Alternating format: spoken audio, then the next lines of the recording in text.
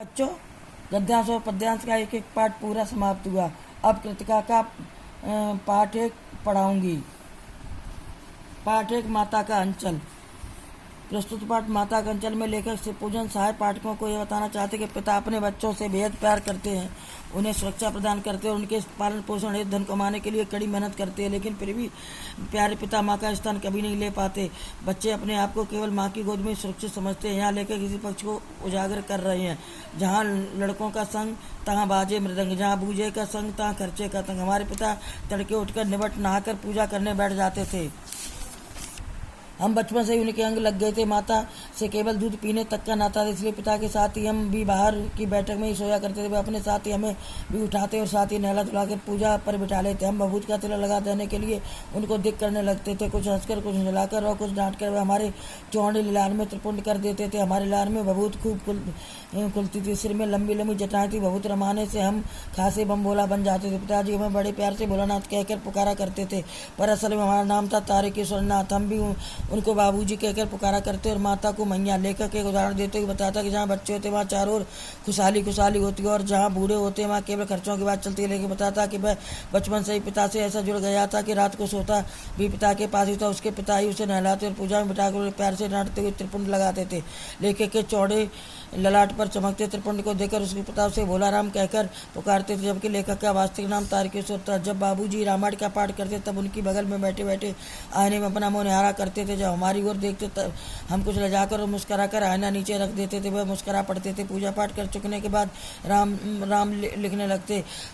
अपनी एक रामनामा भई पर 1000 राम राम लिखकर वो उसे पाठ करने की पोथी के साथ बांध कर रख देते थे। फिर पिता 500 कागज के छोटे छोटे टुकड़ों पर राम राम लिखकर आटे की गोलियों में लपेटते और उन गोलियों को लेकर गंगा जी की ओर चल पड़ते थे। उस समय भी हम उनके कंधे पर विराजमान रहते।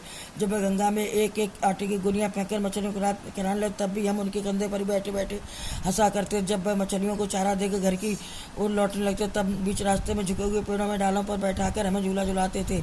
इन पंक्तियों में लेखक कहता है, रामायण का पाठ करते समय जब वे उसे दर्पण पर अपना मुख निहारते देखकर हंसते तो बड़ी शर्म महसूस होती थी। लेखक का पिता रोज रामायण का पाठ कर एक राम बही में 1000 बार राम नाम लिखते और फिर 500 बार राम नाम लिखे छोटे छोटे कागजों को आटे की गोलियों में लपेटे मछलियों को खिलाते थे। लेखक उस वक्त भी अपने पिता के कंधों पर सवार रहता था। घर वापस आते समय उनके पिता उसे पेड़ की डाल पर बैठा कर झूला झुलाते थे। कभी कभी बाबूजी हमसे कुश्ती भी लड़ते थे। बस शिथिल होकर हमारे बल को बढ़ावा देते और हम उनको पछाड़ देते थे। यह उतान पड़ जाते और उनकी छाती पर चढ़ जाते थे। जब वह उनकी लंबी लंबी मूँछों को आने लगते तब हंसते हंसते हमारे हाथ में मूँछों को छुड़ाकर उन्हें चूम लेते थे।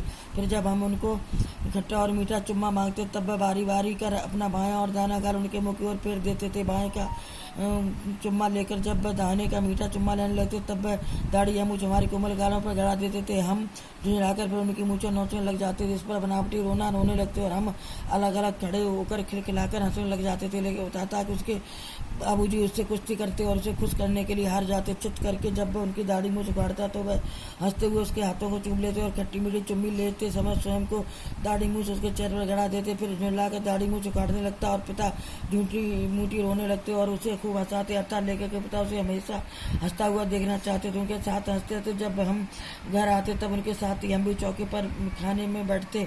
वह अपने हाथ से फूल के कटोरे में गौरस और भात सान के खिलाते थे। जब हम खाकर अपर जाते तब मैया थोड़ा और खिलाने के लिए हट करती थी। वह बाबूजी से कहने लगती, आप तो 4-4 दाने केक और बच्चे के मुंह में देते जाते। इससे वह थोड़ा खाने पर भी समझ लेता कि हम बहुत खा गए। आप खिलाने का ढंग नहीं जानते।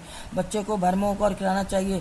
जब खाएगा बड़े बड़े कौर तब पाएगा दुनिया में ठोर। देखिए मैं खिलाती हूँ, मर्द हुए क्या जाने कि बच्चों को खिलाना चाहिए। महतारी के हाथ से खाने पर बच्चों का पेट भी भरता है। वह यह कहकर वह थाली में दहीवा, शांति और अलग अलग तोता, मैना, कबूतर, हंस, मोर आदि के बनावटी नाम से कौर बनाकर यह कहते हुए खिलाती जाती कि जल्दी खा लो नहीं तो उड़ जाएंगे। पर हम उन्हें इतनी जल्दी उड़ा जाते थे कि उड़ने का मौका ही नहीं मिलता था।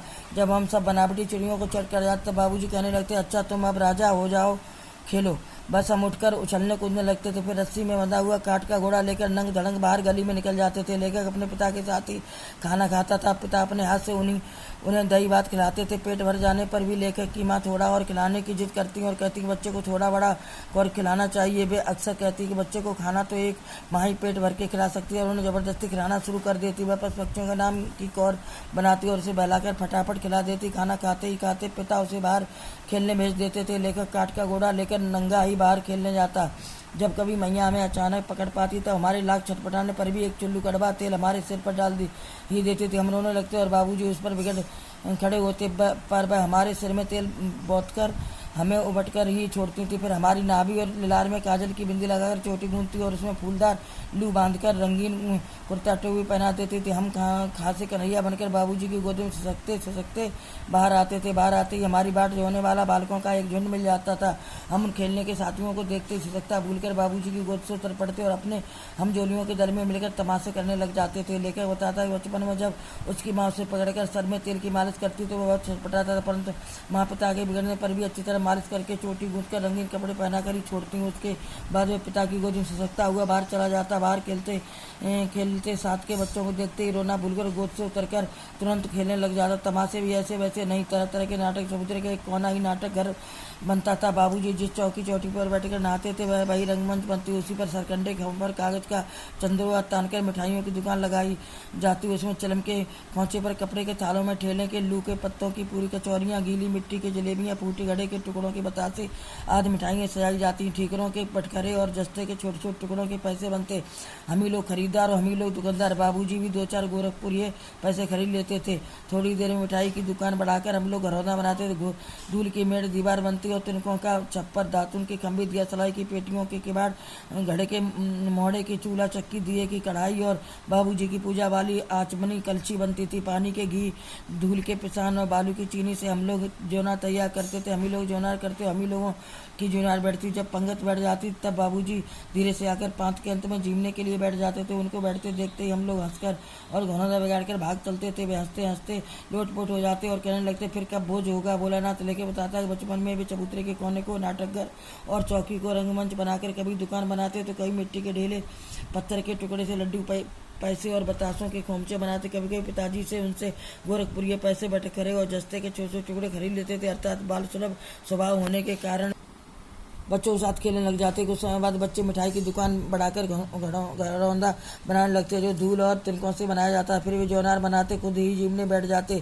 लेकिन पिता जब चुपचाप पंगत में आ बैठते तो सारे बच्चे हंसते हुए वहां से भाग जाते।